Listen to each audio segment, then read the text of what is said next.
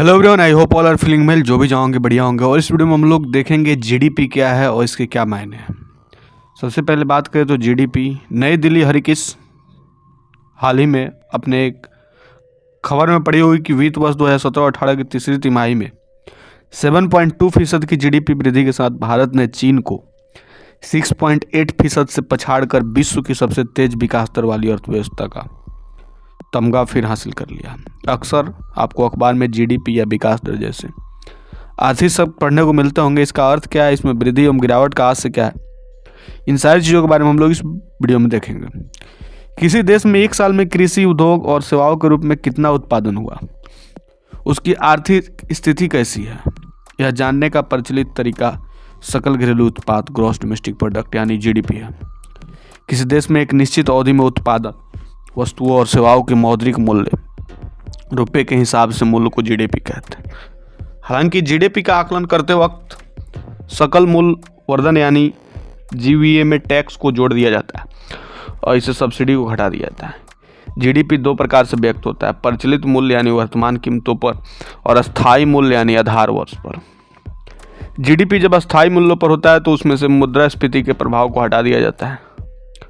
यही वजह है कि जब किसी तिमाही या वर्ष में जीडीपी वृद्धि अस्थायी मूल्यों पर व्यक्त की जाती है तो उसे विकास दर कहते हैं।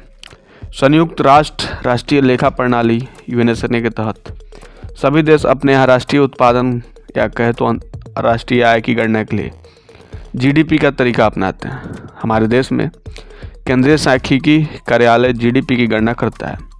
सैद्धांतिक तौर पर जीडीपी गणना 3 आधार उत्पादन और आय और व्यय पर होती है।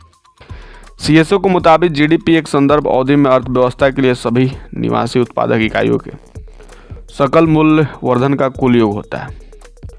इस पर स्पष्ट है कि जीडीपी समझने के लिए 3 बातों संदर्भित अवधि, निवासी उत्पादक इकाइयाँ और सकल मूल्य वर्धन को समझना जरूरी है। सकल मूल्य वर्धन को समझते के क्योंकि जेवीए में टैक्स को जोड़ते हैं और सब्सिडी को घटाने पर भी जीडीपी का आंकड़ा प्राप्त होता है। किसी उत्पाद के मूल्य से इनपुट लागत को घटाने के बाद बची राशि को जीवीए कहते हैं। उदाहरण के लिए अगर कोई कंपनी 20 रुपये में ब्रेड का पैकेट बेचती है और इसे बनाने में 16 रुपये का इनपुट इस्तेमाल होता है तो उस स्थिति में जीवीए 4 रुपये माना जाएगा। भारत में अर्थव्यवस्था के 3 सेक्टर हैं। प्राथमिक, द्वितीय और तृतीय को मुख्यतः 8 क्षेत्रवार समूहों में विभाजित कर जीवीए का अनुमान लगाया गया है। दरअसल जब व्यक्ति या कंपनी भारत में 6 माह से अधिक रहते हैं और उनका मुख्यतः आर्थिक हित भारत में ही है तो उन्हें निवासी इकाइयाँ माना जाता है। यहाँ यह जानना जरूरी है कि निवासी उत्पादक इकाई की परिभाषा में आने के लिए भारतीय नागरिक, भारतीय कंपनी होना जरूरी नहीं है। उदाहरण के लिए यदि कोई अमेरिकी कंपनी भारत में अपना कारखाना लगाती है तो उसका उत्पादन भारत के जीडीपी में शामिल होगा। इसका आज से तिमाही एवं वित्त वर्ष से है जो 1 अप्रैल से अगले साल 31 मार्च तक होता है। वित्त वर्ष 4 तिमाहियों अप्रैल से जून, जुलाई से सितंबर, अक्टूबर से दिसंबर और जनवरी से मार्च तक का होता है और प्रत्येक तिमाही के लिए जीडीपी अलग आंकड़े आते हैं। उदाहरण के लिए 28 फरवरी को जीडीपी में 7.2% वृद्धि का जो आंकड़ा सीएसओ ने जारी किया वो चालू वित्त वर्ष की तीसरी तिमाही था। इस तरह इसमें संदर्भ अवधि तीसरी तिमाही थी। ध्यान देने वाली बात यह है कि जीडीपी में वृद्धि का यह आंकड़ा वित्त वर्ष 2017-18 की तीसरी तिमाही की जीडीपी की तुलना में 2016 और 17 की तीसरी तिमाही के जीडीपी से करके ज्ञात किया गया। इसका मतलब यह हुआ कि अगर आप इस साल किसी तिमाही की जीडीपी वृद्धि के आंकड़े पर गौर कर रहे हैं तो उसकी तुलना पिछली साल की तिमाही से ही करनी होगी, क्योंकि पूर्व तिमाही से तुलना करने पर विसंगति आ जाती है। सकल घरेलू उत्पाद किसी देश के आर्थिक स्वास्थ्य को मापने के सबसे आम तरीकों में से एक है।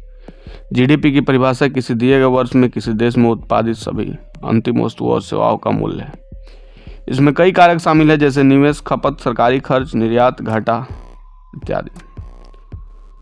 जीडीपी घरेलू पैमाने पर काम करते हैं। यहाँ देश की सीमाएं इसे प्रतिबंधित करती है। दूसरी ओर जीएनपी देश के सभी नागरिकों द्वारा मौद्रिक शर्तों में किए गए आंतरिक उत्पादन पर ध्यान केंद्रित करता है।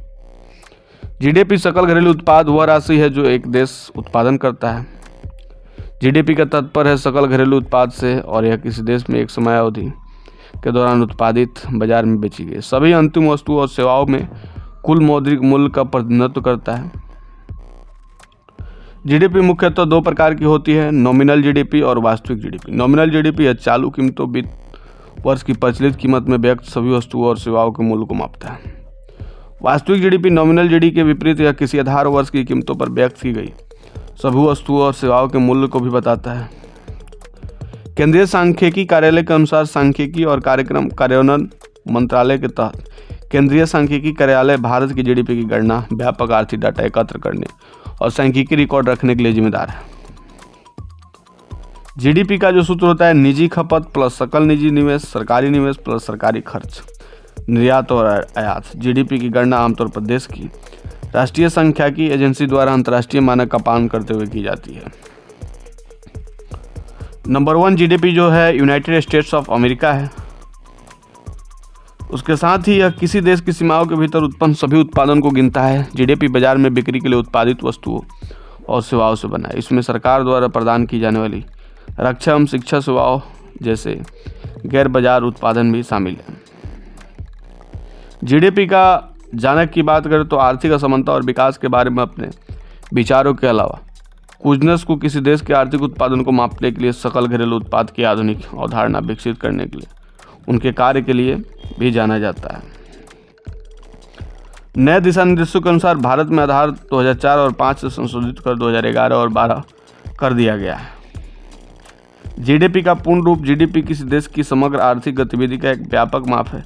जीडीपी का पूरा नाम सकल घरेलू उत्पाद भी है। तो ये थी आपको जीडीपी से रिलेटेड थोड़ी सी इन्फॉर्मेशन।